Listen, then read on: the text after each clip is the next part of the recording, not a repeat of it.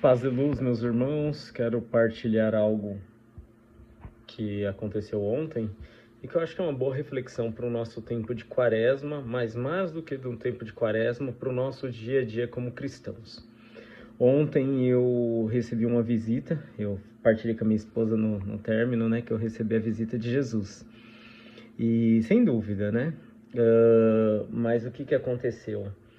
Eu tocou o interfone e minha esposa atendeu e era um senhor pedindo alimentos. Como de costume, a gente sabe que a crise atual, né, tem muita gente passando por necessidade, muitas mesmo, né, só aumentando, e de costume passam pessoas no portão pedindo alimentos e eu sempre desço para conversar e entender a necessidade, né, cada um é uma necessidade, entender, conversar também, né, um pouco, e eu desci e esse senhor... A primeira coisa que ele foi partilhar comigo foi a sua frustração e a sua decepção de ter entrado à igreja e a maneira que trataram ele. E aí eu fui, né, entender ali. E ele falou para mim que ele não é aqui do bairro, né, ele veio de outro bairro, e ele veio porque pediram para ele vir aqui a uma igreja evangélica aqui, né, do nosso bairro, que iria ter distribuição de alimentos, cestas básicas. Mas pediram para ele vir às 8 horas da manhã. E ele veio, ficou esperando, até que chegou alguém da igreja e falou para ele que não era hoje, não era ontem, né, no caso, era outra data. E aí ele, né, para não voltar para casa sem nada, porque ele falou que está literalmente sem nada em casa, porque ele perdeu o LOAS, o governo cortou e, né, a situação tá bem difícil. Ele é um senhor de 62 anos com várias enfermidades, inclusive uma delas na perna, no qual ele puxa um pouco a perna. Ele se viu impedir por aqui. Ele pediu no açougue, e é interessante que ele estava muito feliz que ele mostrou um pacote de carne para mim e falou assim, olha, eu pedi no açougue ali e o rapaz me deu esse pacote aqui de carne, hoje eu vou comer com mistura. Gente, vocês veem, né?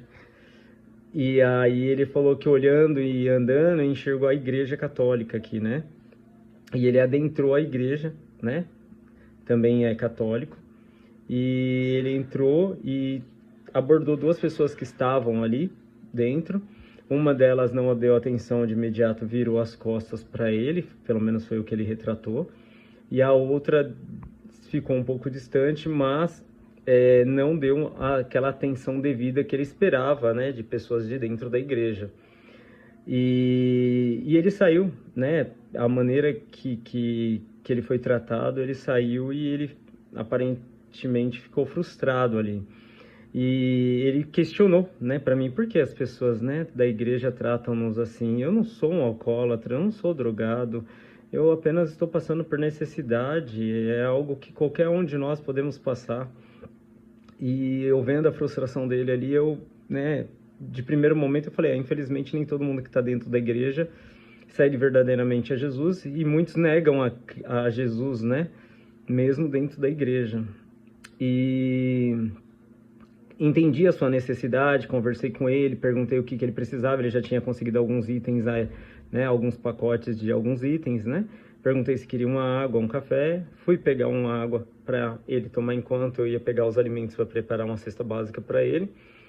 E quando eu retornei, ele me perguntou o meu nome, e eu falei, Adriano. E ele falou assim, Adriano, o porquê, né? Eu olho aqui, eu tô olhando lá para a igreja e eu fico tentando entender o porquê que as pessoas, né, aonde nós deveríamos receber o conforto, um apoio, né? As pessoas, será que foi pelo meu vestimento? Apesar que minha esposa falou que ele não estava tão mal vestido, mas ele estava com um carrinho de feira, um carrinho, né, bem avariado, um saco branco dentro do carrinho para recolher os itens, né? Camiseta, bermuda, chinelinho de dedo, né? E um senhor de cor, né? Com cabelos grisalhos. E aí ele questionou de novo, né? Eu falei, não, faz parte, né? Mas vamos entender a necessidade, Deus vai abençoar. E aí eu fui e perguntei para ele, qual o nome do senhor? E ele me disse, Jesus. Gente, eu não acreditei na hora, né? Então eu brinquei com ele, falei, não, mas qual o nome do senhor? E ele me disse Jesus e disse o sobrenome dele. Eu falei, sério, o nome do senhor é Jesus? Ele, sim, meu filho. eu abri o portão, eu confesso para vocês que eu já estava ali, já, né, numa situação assim, porque eu tinha partilhado, né, para ele que negam Jesus dentro da igreja, e aí me veio aquela passagem, né, se destes a quem tem de comer, a quem deste de beber a quem tem sede, deste de comer a quem tem fome, a mim fizestes, né? Mas se negar, é ao Cristo que nega, é a Jesus que nega. Então, negar uma pessoa que está passando por necessidade é ao próprio Cristo que estão negando. E aí esse senhor, eu abri o portão porque estava muito sol na calçada, para que ele entrasse e pegasse os itens e colocasse no seu carrinho. E aí, ao entrar ao portão, né, ele abriu a boca e começou a pregar. A primeira passagem que ele disse: eis que estou à porta e bato. Se ouvir a minha voz, abrirá, e eu entrarei em tua casa e cearemos juntos. E deu continuidade nessa passagem. Depois ele fez uma reflexão. E todo momento muito sério, uma voz de Cid Moreira, gente. E ele dizia: Adriano, nem todo homem que está dentro da igreja, o teu coração está em Deus. O coração, a chave está por dentro. E abre aquele que deseja realmente. Mas para isso precisa enxergar muito mais do que o olhar. E ele foi ali aprofundando aquela palavra, sabe, gente? E aí ele me disse: eu vou te deixar um ensinamento. Deus não vira as costas para nenhum homem. E ele falava para mim: Adriano, reflita e leve essa mensagem. Deus não vira as costas para nenhum homem. É o homem que vira as costas para Deus. Aí ele falou: lembre-se sempre da árvore, porque a árvore, ela não tem costas e ela nunca fica de costas para você. Você pode virar para um lado, para o outro, dar 360 graus em volta da árvore. Ela sempre, você olhar para a árvore, ela sempre vai estar de frente com você. Ela sempre vai estar à sua frente, de frente com você. Agora, se você virar de costas, aí sim você está de costas para ela. Mas ela não, ela está sempre de frente com você. Assim é Deus conosco. E aí ele foi partilhando ali, sabe, gente? E todo mundo sabe que eu falo bastante, né? Então ontem foi o dia de eu ouvir. E eu ouvindo aquilo ali, e ele, né? Depois ele falou sobre a importância desse trabalho, que eu falo que aí é onde a gente não pode parar, não pode cruzar os braços. E ele falou da importância de ser solidário, né? Quantas pessoas estão passando por necessidade e muitas das vezes o pouco que se faz muito, né? Na vida do outro. E ali foi partilhando e de repente ele falou mais uma vez: olha, lembre-se sempre que para bebermos a água, o copo tem que estar na altura da nossa boca. Mas se nós estivermos com o nariz empinado, nós não vamos conseguir beber. Nós precisamos nos humilhar para poder conseguir beber dessa água. E aí, para finalizar, ele me falou do sal. Você sabe qual a reflexão de sermos sal, luz e sal, né? E a reflexão, a importância de sermos sal na vida do outro, né? Para que possamos dar sede, porque o sal nos dá sede. Então, a partir do momento que nós somos verdadeiros testemunhos de Cristo, nós somos este sal que damos sedes de Deus para as outras pessoas. E aí ele continuou, né? Que você continue sendo sal e que as pessoas, elas entendam que precisamos ser sal para dar sede na vida do outro. Gente, olha, eu confesso para vocês que eu não tenho dúvida que eu recebi ali, né, através desse Senhor, seu Jesus, a presença do próprio Jesus, né? E partilhamos muitas outras coisas ali, foi muito gostoso aquele momento. Falei para ele o quanto que ele me preencheu, mas ao ir embora, né, ele falou, olha, Deus te abençoe, me deu um abraço, e ele ainda brincou e falou assim, eu volto, mas da próxima vez que eu voltar, eu não volto assim, eu volto branco, de olhos azuis. Gente, sabe, foi muito bom.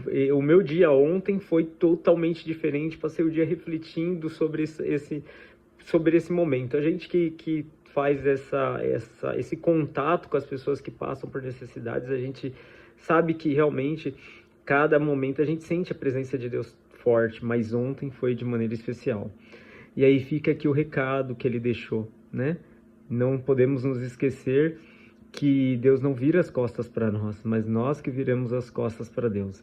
E o mais importante, que possamos ser sal.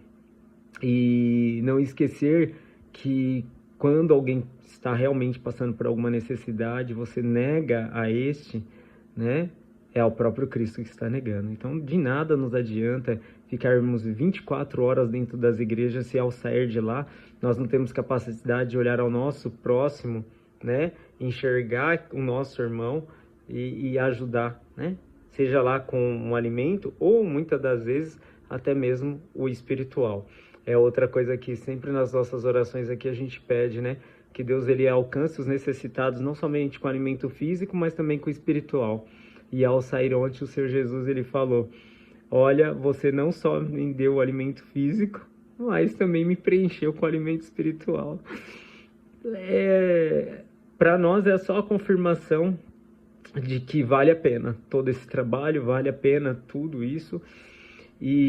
Mas fica aí, tempo de quaresma, né? Nós somos já chamados ao ato da caridade. Na verdade, o ato da caridade ele é uma virtude do cristão, né? Tá em Coríntios 13:13, né? São 3 as virtudes do cristão: a fé, a esperança e o amor, que é nas traduções mais atuais, mas na tradução original a caridade, né? A caridade é o maior delas. E enxergar o teu próximo, enxergar, né, a necessidade do teu irmão, né?